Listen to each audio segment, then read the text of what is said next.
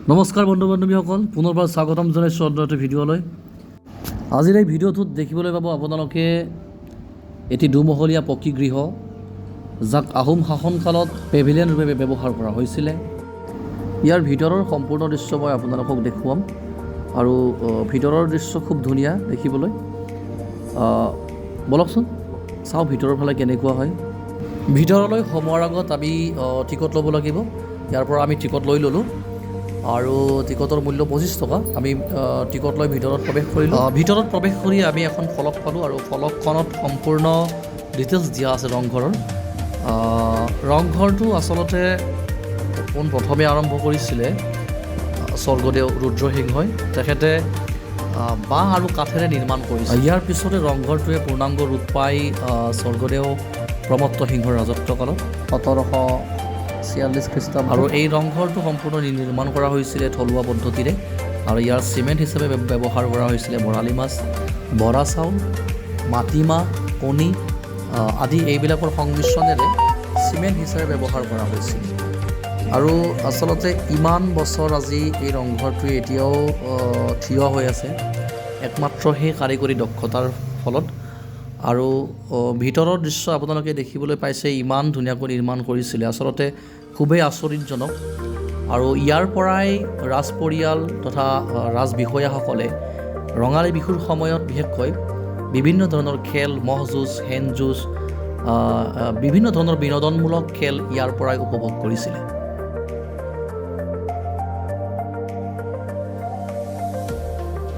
শিৱসাগৰলৈ আহিলে আপোনালোকে নিশ্চয় আহিব। শিৱসাগৰ চহৰৰ পৰা প্ৰায় 3 কিলোমিটাৰ আঁতৰত ৰূপহী পথাৰ বুলি কয়, ৰূপহী পথাৰত অৱস্থিত। পৰিৱেশটো ইমানেই ধুনীয়া, কেইখনমান ফটোকেই উঠিলোঁ। আৰু এইবাৰ আমি যাত্ৰা কৰিলোঁ এটি 7মহলীয়া গৃহলৈ বুলি, আৰু যাক সকলোৱে তলাতল ঘৰ বুলি জানে।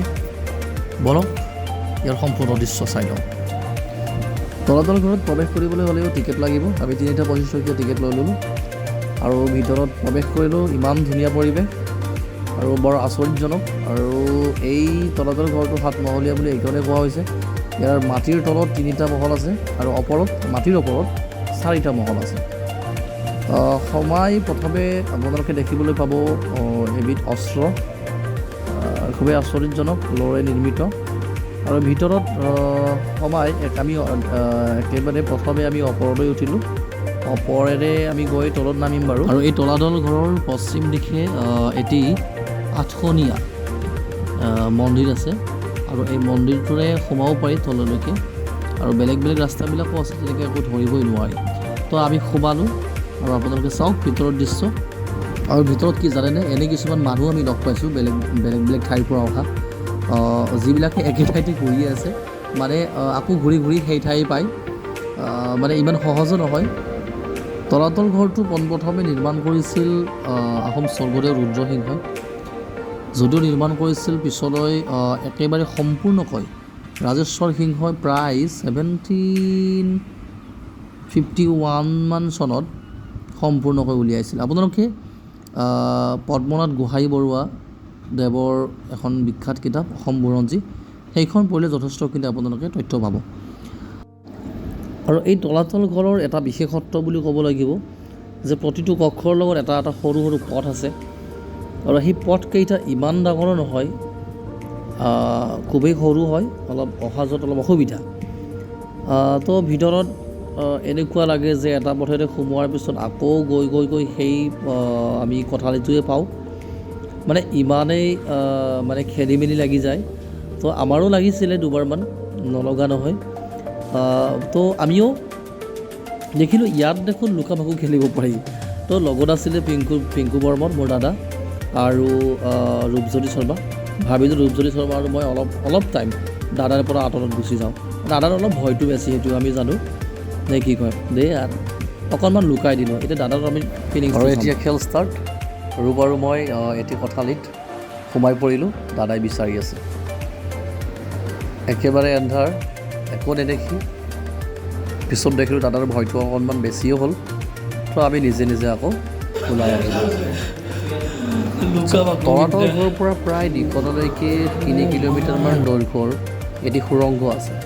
জানিব পোৱা মতে এই তলাতল ঘৰৰ পৰা কাৰেংঘৰলৈকে প্ৰায় 15 কিলোমিটাৰ দূৰত্বৰ প্ৰায় 15 কিলোমিটাৰ দৈৰ্ঘ্যৰ এটি সুৰংগ ইয়াত স্থাপন কৰা হৈছিল। সেইটো সময়ত নিৰ্মাণ কৰি উলিয়াইছিলে। খুবেই আচৰিতজনক কথা এইটো যে ইমান দীঘলীয়া, আচলতে 15 কিলোমিটাৰ খুব কম নহয়, ইমান দীঘলীয়া এটা সুৰংগ সেই সময়টোতেই বনাইছিলে।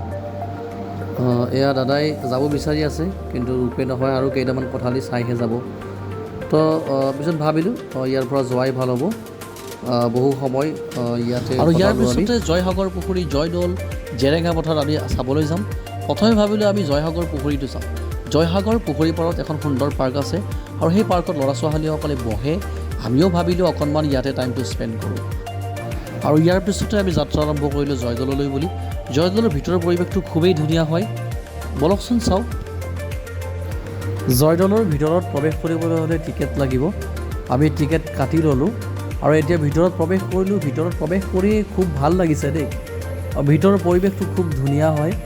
খুব কম মানুহে জয়দৌলত যায়, কিয়নো কিছু বছৰ আগত ইয়াত জংঘলেৰে ভৰপূৰ আছিলে। এতিয়া খুব ধুনীয়াভাৱে সংৰক্ষিত কৰা হৈছে।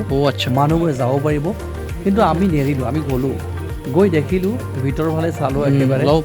আৰু জংঘল আছে লগত যোৱা খুৰাজন, আৰু খুৰাজনে যিহেতু স্থানীয় বাসিন্দা, খুব ধুনীয়াকৈ আমাক বুজাই দিলে। আহোম ৰজা ৰুদ্ৰসিংহই নিজৰ মাতৃৰ সন্মান আৰু স্মৃতিত নিৰ্মাণ কৰিছিলে প্ৰায় 1696 চনত। ভিডিঅ'টি ইমানতে সামৰণি মাৰিছোঁ। আপোনালোকে চাই কেনেকুৱা পালে জনাব। পুনৰবাৰ লগ পোৱাৰ আশাৰে ধন্যবাদ। শুভৰাত্ৰি।